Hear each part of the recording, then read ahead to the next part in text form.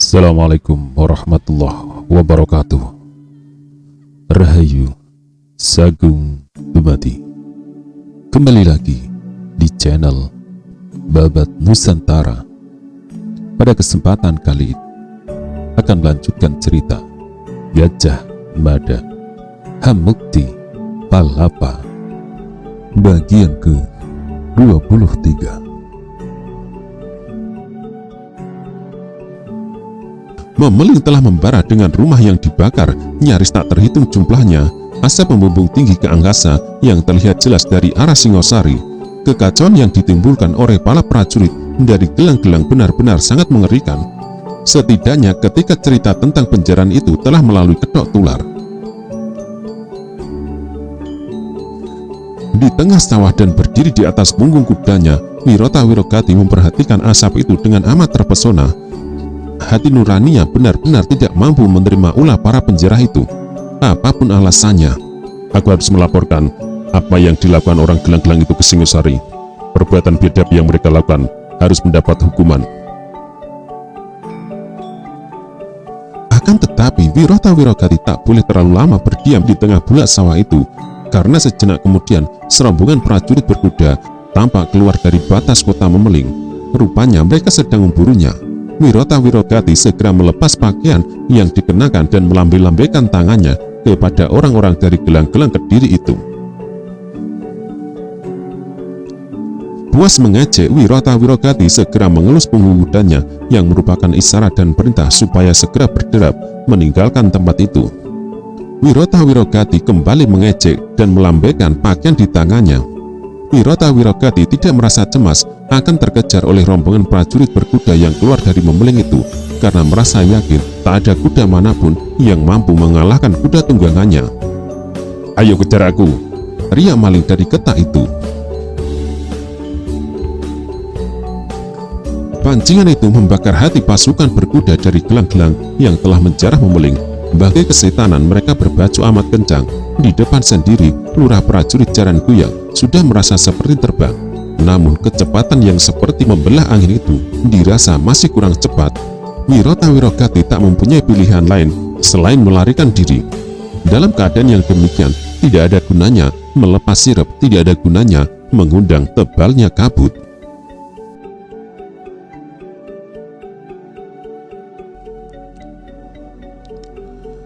Kakek tua Wirota Wirogati menengadah memandang langit yang di sana bintang-bintang gemerlapan. Namun karena matanya sudah berlapis warna putih, menyebabkan ia tak lagi melihat bintang-bintang itu.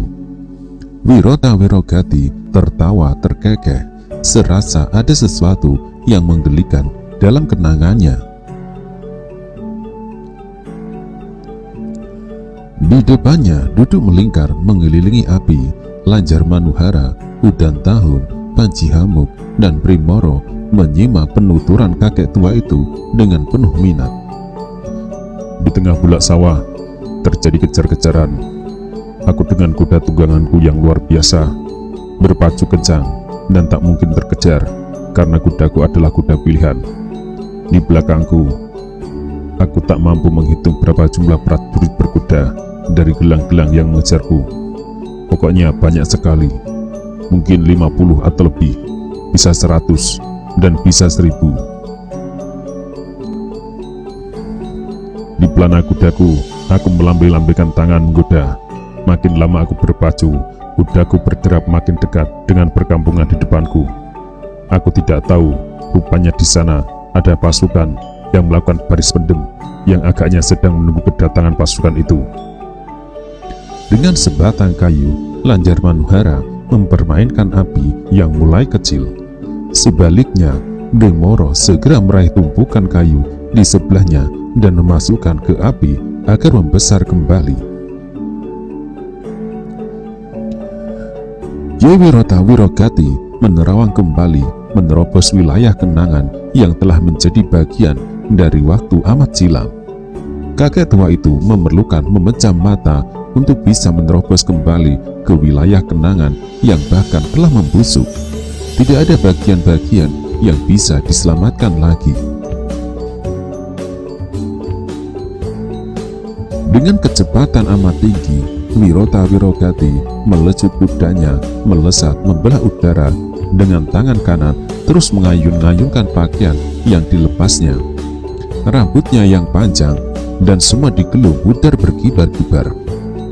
Saat Wirota-Wirogati telah tuntas melewati bulak panjang dan akan memasuki kampung berikutnya, maling dari Ketak itu tiba-tiba berhenti dan berputar dengan amat tangkas, menyebabkan kedua kaki depan kudanya terangkat. Agar kuda tunggangannya tidak menjadi sasaran serangan, Wirota-Wirogati melompat turun dan melecut kuda itu supaya berlari mendahului memasuki perkampungan.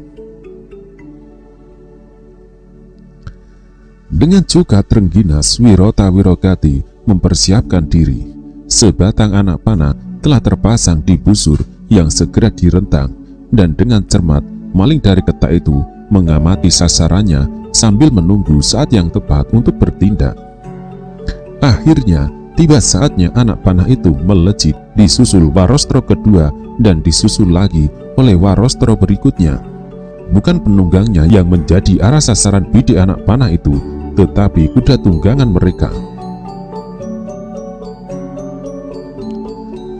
Terjungkal kuda paling depan akan menjadi penyebab terjungkal pula kuda di belakangnya, yang ternyata masih disusul nasib sial yang dialami oleh para prajurit penunggang kuda berikutnya.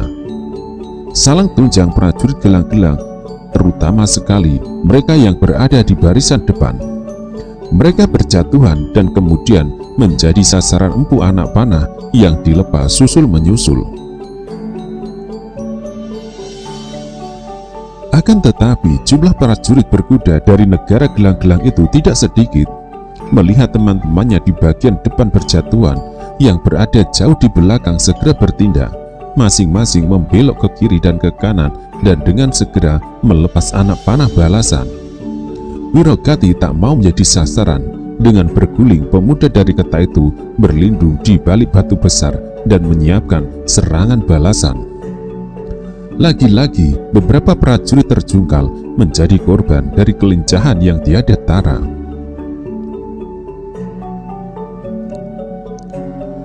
Nun jauh di belakang, hampir sekitar 2000 prajurit berjalan kaki bergegas menyusul.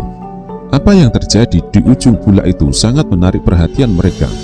Apalagi dari tempat itu bisa dilihat dengan jelas prajurit berkuda gelang-gelang yang mendahului berjatuhan. Apa yang terjadi itu tidak lepas dari perhatian para prajurit Singosari yang sedang melakukan baris pendem. "Ada yang tahu siapa orang itu?" bertanya Sang Ramawijaya. Medang Dangdi yang berada di sebelah Raden Wijaya tak menoleh. Perhatiannya dengan cermat diarahkan kepada pemuda berusia sebaya dengan dirinya, yang dengan keberanian luar biasa memberikan perlawanan. "Hebat sekali," letup Nambi. "Siapapun orang itu," tambah Medang Dangdi, "ia berada di pihak kita."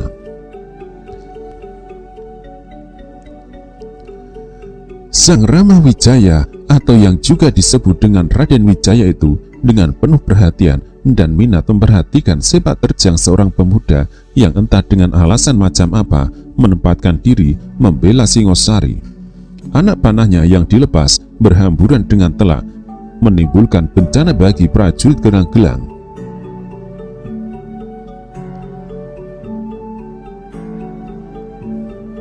"Semua baris bedem, pasukan anak panah siaga.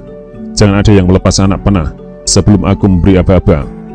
Kita habisi mereka setelah masuk ke pedukuhan, supaya tidak terlihat oleh pasukan jalan kaki di belakang itu," teriak Raden Wijaya dengan suara agak tertelan. Segenap prajurit panah mempersiapkan diri dengan baik, termasuk diantaranya Ardaraja ikut merentang anak panah. Segenap prajurit di bawah pimpinan Raden Wijaya itu memperhatikan Ardaraja dengan sebaik-baiknya, mengingat Ardaraja adalah anak musuh yang sedang menyerbu Singosari. Akankah Ardaraja setulus hati membela negara mertuanya, dan sanggupkah menantu Sri Kertanegara itu melawan ayahnya sendiri?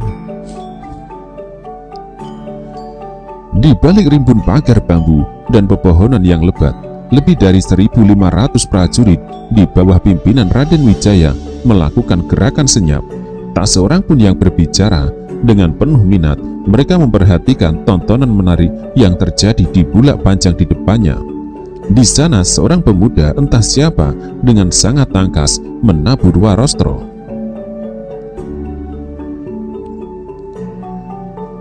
Akan tetapi jumlah prajurit dari gelang-gelang itu jauh lebih banyak dan mereka bergerak menyebar ke kiri dan ke kanan sehingga dalam waktu singkat Wirota Wirogati akan bisa dijangkau. Namun Wirota Wirogati sudah menghitung keadaan itu dan telah mempersiapkan diri dengan cepat. Dengan berguling sangat lincah, Wirota Wirogati berlari sekejang-kencangnya menuju kuda tunggangannya yang telah kembali setelah mendengar siulan panjang panggilannya. Prajurit berkuda gelang-gelang yang bersenjata anak panah segera menghujani dengan deras, tetapi sambil menoleh ke belakang, Wirota Wirogati bisa menebak kemana arah anak panah itu dan dengan gesit menghindarinya.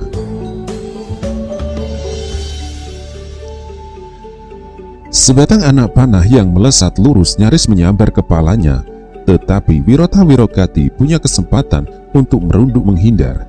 Nyaris nyawanya melayang, tetapi hanya rambut yang berkibar yang tersambar. Sebatang lagi anak panah melesat memburunya. Wirota Wirogati berusaha menghindarinya dengan berbelok tajam. Anak panah itu berhasil dihindarinya, tetapi anak panah berikutnya mengarah ke pahanya. Lagi-lagi Wirota Wirogati kembali melakukan gerakan menghindar. Akan tetapi anak panah berikutnya terarah pada kudanya. Kuda itu rupanya mujur karena di pelananya menggantung pendekar samudra. Panah itu patah karena menghujam ke logam yang terbuat dari tembaga yang tebal itu. Sorak-sorai prajurit berkuda gelang-gelang yang terus mengejar Wirogati terdengar mengemburu. Bagai orang yang takut kehilangan waktu, Wirogati terus menepuk-nepuk dengan keras pantat kuda kebanggaannya dan dengan sekuat tenaga berusaha menerobos masuk ke pedukuhan di depannya dengan harapan akan kian terbuka peluang menyelamatkan diri di balik pepohonan dan bahkan melenyapkan diri. Upaya yang dilakukan dengan sekuat tenaga itu membuahkan hasil. Meski anak panah susul menyusul menghujaninya, Wirota Wirogati akhirnya berhasil masuk pedukuhan dan terus membalap kudanya menyusur jalan di tengah pedukuhan yang tampak sepi itu. Di belakangnya puluhan prajurit berkuda yang dipimpin langsung lurah prajurit Jaran Kuyang terus memburunya. Teriakan mereka yang didorong rasa tak sabar sama kerasnya dengan derap kuda yang mereka tunggangi.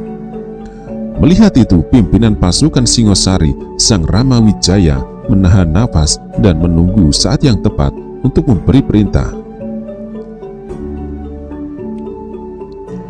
Akhirnya Raden Wijaya merasa telah tiba saatnya, dan apa kemudian yang terjadi mengagetkan Wirota Wirogati yang merasa masih belum aman dan terus memacu kudanya dengan kencang.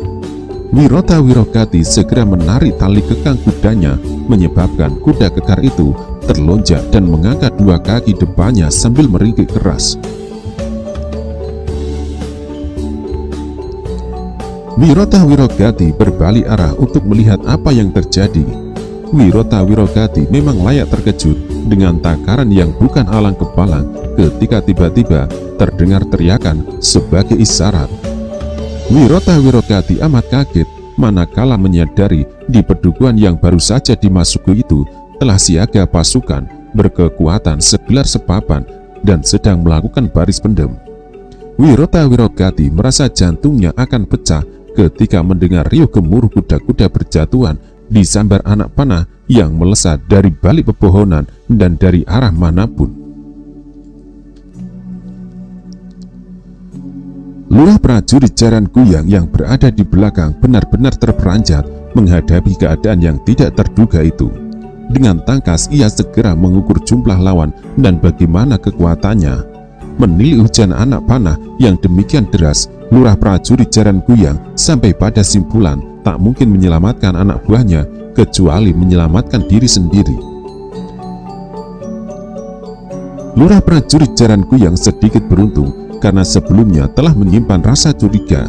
Ia yang semula berada di barisan paling depan berbalik menjadi di belakang karena kudanya ikut terjatuh sebagai akibat ulah pengacau luar biasa yang diburunya.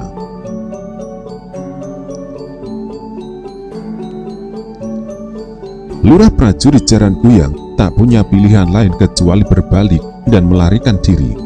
Akan tetapi, naas nasib Jaran Kuyang karena sebatang anak panah melesat dari pohon dan menghujam di leher kuda tunggangannya. Kuda itu terlonjak dengan dua kaki depan terangkat tinggi, menyebabkan Jaran Kuyang terjatuh. Kemalangannya masih belum sempurna karena kuda yang amat besar itu ambruk menimpa tubuhnya. Jaran Kuyang merasa perutnya nyaris meledak ditindih kuda tunggangannya. Andai kata ada seekor kuda lagi ikut menimpanya, pastilah perutnya akan benar-benar meledak.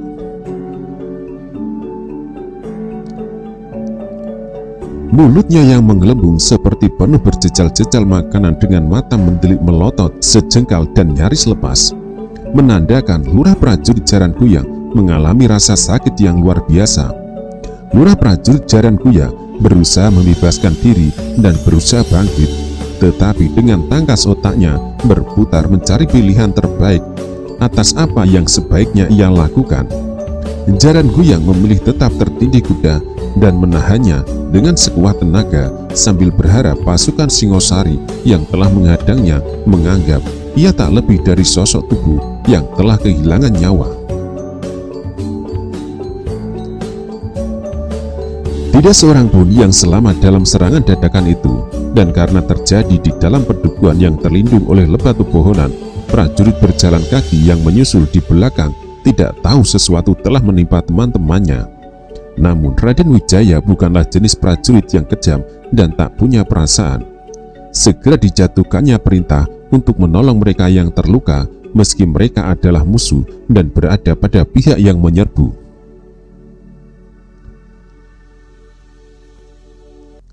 Sikap Nararya, sang Rama Wijaya yang demikian itulah yang juga menolong lurah prajurit Jaran Kuyang. Lurah prajurit Jaran Kuyang diangkat dari kuda yang menindih. Karena tak ada napas dari tubuhnya, ia disatukan dengan mayat-mayat yang lain yang nantinya harus siap untuk dikubur. Berdiri dengan sikap sangat bingung dan canggung, Raden Ardaraja tak tahu apa yang harus dilakukan. Para prajurit penyerbu itu sebagian amat ia kenal sebagai sahabat dan anak buahnya karena sebelum tinggal di Singosari, Raden Ardaraja adalah pimpinan kelompok pasukan dengan pangkat lurah prajurit. Selanjutnya jabatannya diserahkan kepada lurah prajurit Jaran Kuyang yang ditunjuk sebagai penggantinya. Mantan para anak buahnya itu kini bergelimbangan di depannya. Raden Ardaraja sama sekali tidak tahu bagaimana harus bersikap menghadapi keadaan itu. Sang Rama Wijaya belum menyiagakan kembali pasukannya. Pasti bakal terjadi benturan yang sangat berdarah saat pasukan Singosari harus menghadapi pasukan berjalan kaki dari gelang-gelang yang akan segera tiba pula di tempat itu. Namun perhatian sang Rama Wijaya lebih tersita pada sosok yang membuat ulah luar biasa. Wirota Wirogati, sang Rama Wijaya mendekati pemuda itu. Tindakanmu luar biasa, teman. Sapa Raden Wijaya amat ramah. Kalau aku boleh tahu, siapa dirimu dan apa yang menyebabkan kamu menempatkan diri di pihak Singosari? Aku adalah Raden Wijaya, anak Dyah Lembutal. Wirota Wirogati terbelalak dan dengan lugas menampakkan rasa senang di hatinya. Berdiri di belakang Raden Wijaya, Medang Dandi, Nambi, Gajah Bagon, Pawagal, Lembu Sora, dan yang lain-lain menatap pemuda di depannya dengan perasaan sewarna dengan Raden Wijaya. Namaku Wirota Wirogati, Raden. Pekerjaanku maling dan tempat tinggalku di Keta. Kedatanganku ke Singosari adalah untuk mengabdikan diri menjadi prajurit. Tetapi siapa sangka sampai di Memeling aku lihat terjadi kekacauan yang dilakukan prajurit dari gelang-gelang. Aku tidak tinggal diam melihat mereka menjarah dan melakukan pemerkosaan di mana-mana. Dengan gerilya aku berhasil mengurangi jumlah mereka. Itu sebabnya mereka sangat marah kepadaku dan berniat memburuku sampai ke liang demit. Terima kasih karena Raden muncul menghadang mereka." Jawaban yang sangat lugas, apalagi pengakuan belak-belakan bahwa dirinya adalah seorang maling, membuat Raden Wijaya tersenyum. "Melihat sepak terjangmu, aku mewakili Sang Prabu memutuskan menerimamu menjadi prajurit dan selamat bergabung dengan kami. Namun untuk selanjutnya, aku perintahkan kau untuk tidak lagi menekuni pekerjaan sebagai maling." Meluap isi dada Wirota Wirogati ketika dengan hangat Medang Dangdi mengulurkan tangan dan mengajak berjabat tangan. Pun demikian dengan Nambi, Gajah Pagon, Pawagal, Lembu Sora, Kebu Kapetengan, Pamandana, dan para pemimpin kelompok yang lain. "Sayang sekali kita tidak punya waktu untuk sebuah serangan dadakan. Sebaiknya mari kita siapkan gelar supit urang untuk menjemput mereka. Jika supit urang tidak cukup kuat, kita mengubah gelar ke Cakrabyuha. Salurkan perintah." Maka terjadi kesibukan yang luar biasa di balik pagar semak perdu-perdukan itu, sejalan dengan pasukan musuh berjalan kaki yang terlihat makin lama makin dekat. Melihat semua itu, Raden Ardaraja benar-benar bingung dan tidak tahu harus bersikap bagaimana. Dengan cermat seksama, Raden Wijaya membangun persiapan dan dengan sukacita Wirota Wirogati menggabungkan diri untuk ikut memberikan sambutan paling meriah kepada pasukan musuh. Dengan hangat penuh persahabatan, prajurit Pamandana menerima Wirota Wirogati di kelompoknya bersama dengan banyak kapu dan kapetengan. Pasukan dari gelang-gelang yang meninggalkan Memeling makin lama makin dekat. Dengan jantung serasa berhenti berdegup, segenap prajurit Singosari menunggu. Raden Ardaraja merasa berdiri di atas bara. Sementara itu, lurah prajurit Jarankuyang yang berpura-pura mati sangat tersiksa oleh rasa ingin tahu atas keadaan senyap yang sedang berlangsung. Senyap itu berarti pasukan berjalan kaki dari gelang-gelang yang datang menyusul itu berada dalam bahaya, tetapi Jarankuyang tak mampu melakukan apapun. Di sekelilingnya para prajurit Singosari sedang melakukan baris pendem. Jarak makin lama makin dekat, Wirota Wirogati yang berdiri tegak di sebelah kudanya mempersiapkan rencananya dengan sebaik-baiknya. Dari balik pohon-pohon semak dan belukar yang rimbun, terlihat pasukan musuh dari gelang-gelang amat bernafsu. Mereka berjalan berduyun-duyun tanpa menyiagakan gelar perang.